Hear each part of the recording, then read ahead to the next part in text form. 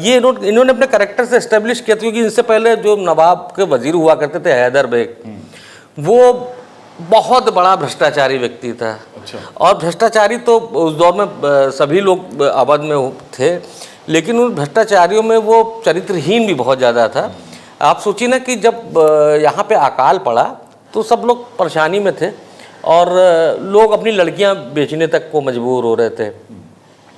तो इस हैदर बेग, तब उस समय वजीर हुआ करता था, उसने क्या किया कि अपने कारिंदों को लगा दिया, अपने लोगों को लगा दिया कि ढूंढ के जहाँ जहाँ सुंदर लड़कियाँ हों उनको लाओ मेरे हरम को। दुनिया का सबसे बड़ा हरम बनाना चाहता था अपने हरम को। अच्छा। तो वो तमाम लड़कियाँ हर नस्ल की, हर तरह से दिखने वाली, हर रंग रूप की, काली भी, गोरी भी, लंबी भी, पतली भी, मोटी भी, नेपाल की भी, उत्तर प्रदेश की भी, अलग अलग जगह, बंगाल की भी, जहाँ पे जो लड़की आती थी तो वो छांट के जो खरीद के लाए जाते थे। एक रोचक किस्सा भी इसी में हैदर बेग का है कि हैदर बेग जो ऐसा व्यक्ति, और उसकी उम्र उस समय 85-86 साल हो गई थी। हाँ, 87 साल की उम्र में मरा है वो। तो 87 साल की उम्र में जब एक उम्र हो गई थी तो वो उस योग्य नहीं था कि कुछ कर पाए।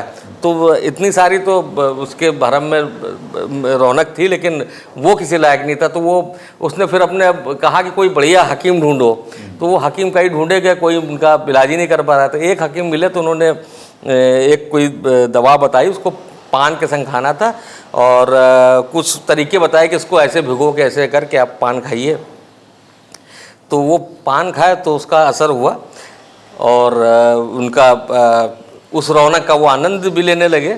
लेकिन गलती उनसे ये होगी कि उनको हकीम साहब ने कहा था कि 2 पान से ज़्यादा ना खाना, और उन्होंने उससे ज़्यादा पान खा लिए तो उसी में मर गए वो। ओह अच्छा, ये सब रिकॉर्डेड हिस्ट्री में है? ये सब रिकॉर्डेड हिस्ट्री किताबों में लिखा। मैंने जितनी भी चीज़ लिखी है, मैंने कोई रिसर्च करने, कोई स्पॉट रिपोर्टिंग नहीं, रिपोर्टर की तरह काम नहीं किया। मैंने काम किया कि जो कागज़ पे लिखी हुई चीज़ें हैं और जो ऑथेंटिक लोगों ने लिखी है, उनके डॉक्यूमेंट उठा के उस पर मैंने काम किया और उस पर लिखा।